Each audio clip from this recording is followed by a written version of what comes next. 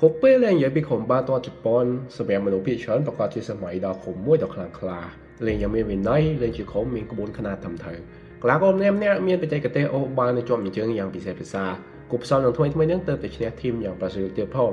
แต่ตลอดมาวิ่งสมัยเนี่ยในสายเจียวปีบาตัวจุนอนไปสับกายสับประกอบจิตดังไทยญี่ปุ่นขึ้นในเลือกปีกำเจียมาเนี่ยอ้อเฉินตัวสวัสดิ์มาให้ญี่ปุ่นแมนจีประเทศได้นิยมบาตัวเองกลาใบสบอยเนาะเป็นเต้ได้จอมดับตีมวยให้บาตัวไอ้อย่างนั้นตีปีหรือตีใบผ่าภายในบาแต่มุนตัวสวัสดิ์ชนะการซับญี่ปุ่นขึ้นลีกเจ็บสอเล่งมีเชียนะในกำลังราศีสอบ้านใหญ่ปีเป้ปะกระไรฮันตัวเว้นเถอะบ้านกระดาษตบขบเลิกหัวเพลิดบ้านใหญ่ปีกายสร้างประเทศกับสู้เกย์ไอ้บ้านอัจฉริยะปีแต่ติดมาตอดขมิ้นอัตสัญญาณเพียบเจียโคลนไอ้สอในการลิงบาลสมัยว่าข้าววิ่งอัตได้สกอร์เจียสมไปมาดองទាំងដែលជប៉ុនជាប្រទេសមានបច្ចេកវិទ្យាខ្ពស់ជាបឋមនៃសេដ្ឋកិច្ចដ៏ធំប៉ុន្តែសម្រាប់បាល់ទាត់វិញអត់មានហក់ជាមួយណាមួយទេតែដូចអ្នកទាំងអស់គ្នាដឹងស្រាប់ជាសាសមួយនេះអត់ចូលចិត្តនៅពីក្រោយណាឯងមកដល់ចុងទសវត្សរ៍ទី80សម្រាប់រដ្ឋាភិបាលសហព័ន្ធនិងពួកស្ថាប័នឧស្សាហកម្មធំៗចាប់ផ្ដើមដឹងខ្លួនថាប្រសិនបើពួកគេចង់ក្លាយជាប្រទេសដែលស្ថិតនៅលំដាប់សកលក៏តម្រូវឲ្យគេលេងកីឡារបស់ពិភពលោកឲ្យប្រកែកដូចគ្នាចឹងទៅពួកគេសម្រេចនឹងរៀបចំឲ្យមានបដិវត្តន៍បាល់ទាត់កម្រិតជាតិមួយឡើងមកការនោះជេលីត្រូវបានបង្កើតមកនៅឆ្នាំ1993ខូចកម្រិតអឺរ៉ុបក៏ត្រូវបានប្រមូលមកជួយកសាងថែមទាំងមានការកសាងសាលារដ្ឋបង្វើយុវជនទូទាំងប្រទេសកីឡាបាល់ទាត់ត្រូវបានប្រមូលតាមសាលានិងសាកលវិទ្យាល័យនានាមានការបណ្ដាក់ទុនយ៉ាងមហាសាលពីក្រុមហ៊ុនធំៗដូចជា Yamaha, Toyota, Panasonic ជាដើមការផ្សព្វផ្សាយនៃការធ្វើ marketing ត្រូវបានធ្វើឡើងយ៉ាងទូលំទូលាយអស់នឹងមិនមែនគ្រាន់តែជាផែនការរយៈពេលខ្លីធម្មតាទេតែវាជាគម្រោងការ30ឆ្នាំហើយឯដែលពិសេសបំផុតពួកគេមានអាវុធដ៏មុតស្រួចមួយបែបវប្បធម៌របស់គេដែលអាចតាក់ទាញក្មេងជំនាន់ក្រោយយ៉ាងមានប្រសិទ្ធភាពបំផុត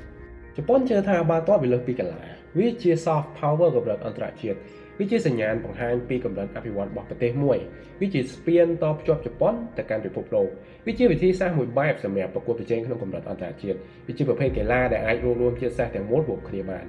ពួកគេពិតជាចង់បាន respect ពីឆាកអន្តរជាតិសម្រាប់រដ្ឋាភិបាលនិងសហព័ន្ធបាល់ទាត់ជប៉ុន JFA ជឿថាបាល់ទាត់នឹងនាំមកនូវប្រយោជន៍រយៈពេលវែងច្បាស់ណាស់ដល់ជាតិវានឹងធ្វើឲ្យអន្តរជាតិទទួលស្គាល់ជប៉ុនខ្លាំងជាងមុនហើយវាផ្ដល់ការផ្សាយចេញនូវវប្បធម៌ថ្មីៗបូករួមនឹងការរីកចម្រើនផ្នែកទេសចរណ៍និងសេដ្ឋកិច្ចក្មេងៗនឹងមានសុខភាពល្អជាងមុនហើយនឹងមានអត្តពលិកទៅវឹកហាត់នៅក្រៅស្រុកហើយវាក៏នឹងក្លាយជាឧស្សាហកម្មកំសាន្តថ្មីមួយសម្រាប់ជប៉ុនសម័យទំនើបជប៉ុនបានទៅលើឆាកអន្តរជាតិស្រាប់ហើយក្នុងវិស័យបច្ចេកវិទ្យាវប្បធម៌និងធុរកិច្ចប៉ុន្តែសម្រាប់បាល់ទាត់វានឹងធ្វើឲ្យគេមានមុខក្នុងវិស័យកីឡាថែមមួយមុខទៀត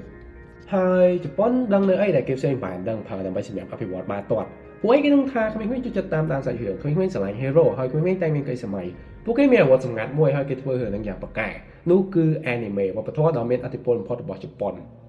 ខ្សែស្រឡាយដូចជា Captain Tsubasa, Inazuma Eleven, Blue Lock, Giant Killing ត្រូវបានផ្សាយចេញវាមិនមែនថាជាការ์ตูនធម្មតាទេតែវាបានបង្ហាញពីចំណេះដឹងបាល់ទាត់និងការបំផុសផ្នែកចិត្តគណិតដល់ក្មេងៗជាពិសេស Captain Tsubasa វាបានចូលមកផ្លាស់ប្ដូរនៅរឿងរ៉ាវគ្រប់យ៉ាងវាបានធ្វើឲ្យក្មេងៗរំភើបក្នុងការលេងបាល់ជាងមុនវាបង្ហាញឲ្យឃើញថាការប្រកួតនៅកម្រិតពិភពលោកសម្រាប់ជប៉ុននឹងវាអាចទៅរួចវាពិតជាស្រស់ស្អាតក៏ពេលដែលរកគ្រាប់បាល់បានម្ដង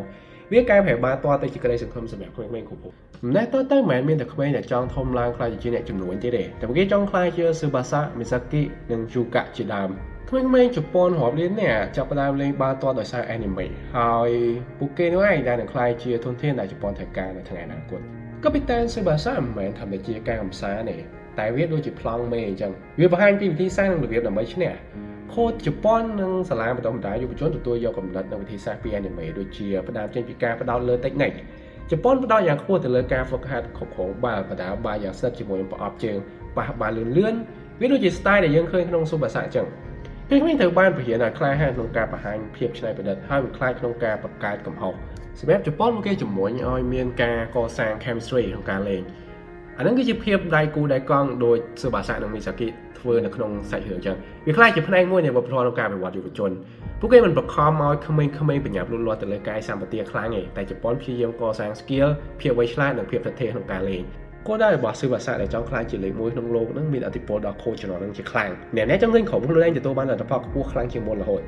ហើយវាក៏មិនមែនជាការសម័យហួសហេតុដែរតែវាបានជួយកសាងទស្សនៈបាល់ទាត់ជាតិមួយឡើងមក ក្មេងៗជំនាន់នោះដែលត្រូវបាន inspire ដោយ anime ឥឡូវហ្នឹងបានខ្លាយជាធនធានដ៏មានសក្តានុពលសម្រាប់បាល់ទាត់សម័យទំនើបហ្នឹងដូចជា Takefusa Kubo ទទួលបានកម្លាំងបណ្ដាញចិត្តពី Tsubasa គេបានចេញទៅលេងនៅឈុតយុវជន Barcelona តាំងតែពីអាយុ10ឆ្នាំគេធំធាត់ឡើងក្នុងបរិបទយ៉ាងតឹងតែងតាមអឺរ៉ុបម្នាក់ទៀត Kaoru Mitoma ម្នាក់រៀងពិសេសគេបានសរសេរនិកាយបទមហាវិទ្យាល័យសិក្សាពីរបៀបបតាបាល់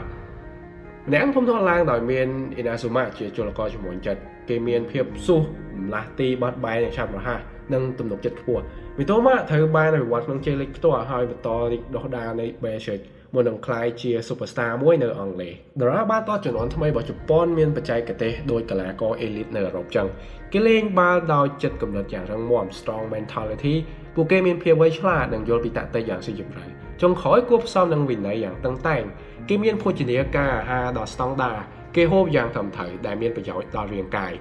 ពួកគេនឹងគឺជា version នៅក្នុងជីវិតពិតរបស់តួ anime អស់នឹងឯង